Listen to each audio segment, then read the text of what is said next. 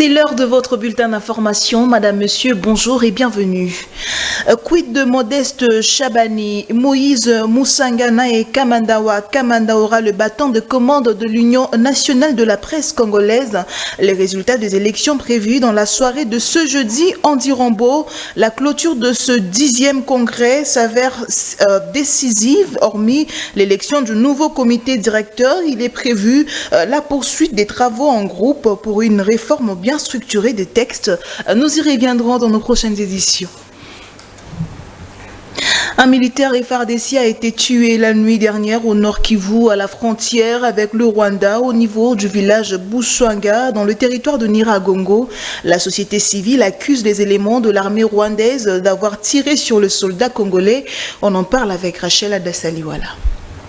Ce militaire FARDC a été tué par balle dans la nuit de mardi à ce mercredi le long de la frontière avec le Rwanda, au village Bushwaga, dans la chefferie de Bukumu à Nyiragongo. Thierry Gassassiro, membre de la société civile locale, appelle à l'ouverture d'une enquête et invite les autorités congolaises à renforcer les dispositifs sécuritaires le long de la frontière par où traversent les renforts M23. Un militaire de l'armée congolaise FARDC a été malheureusement tué par des militaires rwandais le long de la frontière entre la RDC et le Rwanda au niveau du village Bushwaga dans le groupement de Bouvira, chefferie de Bukumu en territoire de Nyiragongo. Un acte de provocation de trop car trop souvent l'armée rwandaise a toujours fait ce genre d'incursion où il ne cesse de violer l'intégrité de la République démocratique du Congo. Il est grand temps que les enquêtes sérieuses soient menées pour tirer au clair tout ce qui s'est passé et que toutes les conséquences soient prises du côté des autorités congolaises pour mettre fin une fois pour toutes à ce genre d'incursion qui ne cesse d'enregistrer l'armée rwandaise sur le territoire congolais et que les autorités puissent finalement s'assumer car trop souvent l'armée rwandaise par ses appétits démesurés d'agression ne cesse de commettre des bavures le long de la frontière. Il est temps que les autorités congolaises puissent renforcer les dispositifs sécuritaires et d'activer tous les mécanismes nécessaires pour stopper ce genre de bavures car c'est la population qui est en train de souffrir. Trop c'est trop, il faudrait que ça finisse finalement et que nos autorités s'assument. Notons que les incidents sécuritaires impliquant les militaires congolais et rwandais sont fréquents à la frontière entre les deux pays.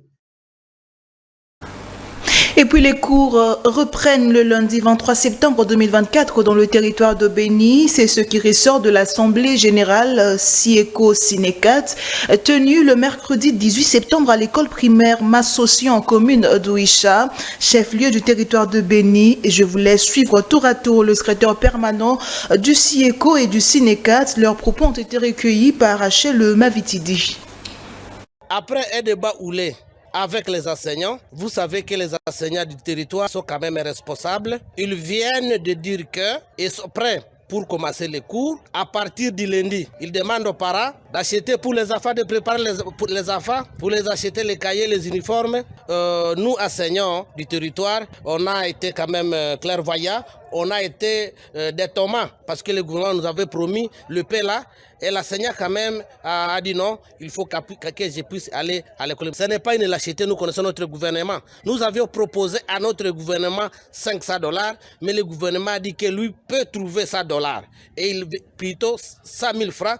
Et il venait donner une moitié. C'est ainsi que, unanimement, comme les enseignants sont responsables, ils ont dit et reprendre les chemins de l'école à partir du lundi. La lutte continue. Donc aujourd'hui nous suspendons, nous ne levons pas, la lutte continue parce qu'il y a d'autres moyens que nous allons user pour aller vers le mieux. Parce que aussi nous connaissons notre gouvernement, c'est un gouvernement de royaume de béton. Alors pour terrasser le béton, il faut encore un repos, raison pour laquelle les lundis, nous disons à tous les enseignants d'arriver à l'école à partir de 7h30. Ce n'est pas perturbé, c'est le gouvernement qui perturbe parce qu'une fois le gouvernement n'honore pas ses promesses, l'enseignant doit se mettre et réfléchir et pour faire réfléchir ce gouvernement. Vous savez que là où les hommes sont en train de réfléchir autour de l'argent, ça crée toujours des dégâts matériels là qu'il faut discuter jusqu'à ce que chacun puisse se décider. Et si les hommes ont traîné dans la salle, c'est parce qu'ils savaient ce qu'ils sont en train de réclamer. Mais comme ils n'ont pas encore trouvé gain de cause, ils ont vu seulement la petite chose là, ils se disent non, les enfants sont les nôtres. Nous devons aller encadrer de nouveau nos enfants, malgré que nous sommes en train d'attendre la promesse, selon ce que le gouvernement nous avait promis. Et le gouvernement congolais prend toutes les mesures urgentes nécessaires pour éviter la grève des chauffeurs de véhicules poids lourds qui opèrent sur la nationale numéro 1. À cet effet, la première ministre a reçu une délégation de l'intersyndicale des transporteurs routiers et celle de la FEC, Rachel Liwala.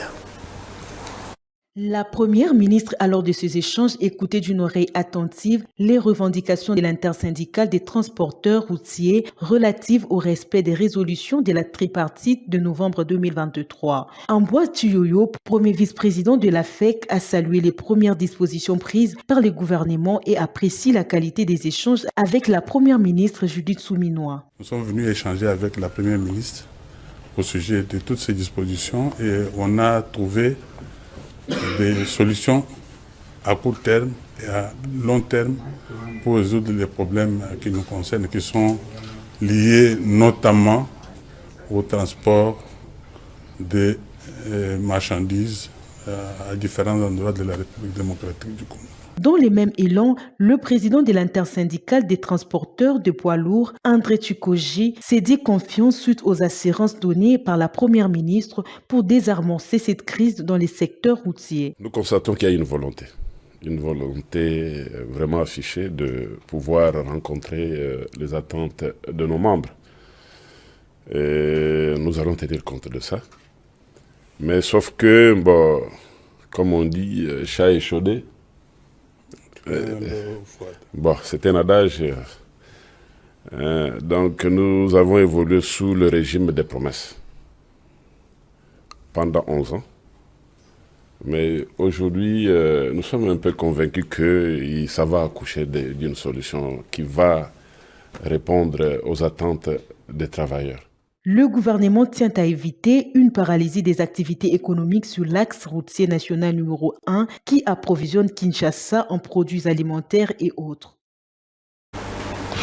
Et pour finir, le ministre des Finances, Doudou Fwamba, a présidé une réunion stratégique de la Troïka politique. L'objectif est de stabiliser le cadre macroéconomique et consolider la stabilité du taux de change observé ces dernières semaines. Suivez.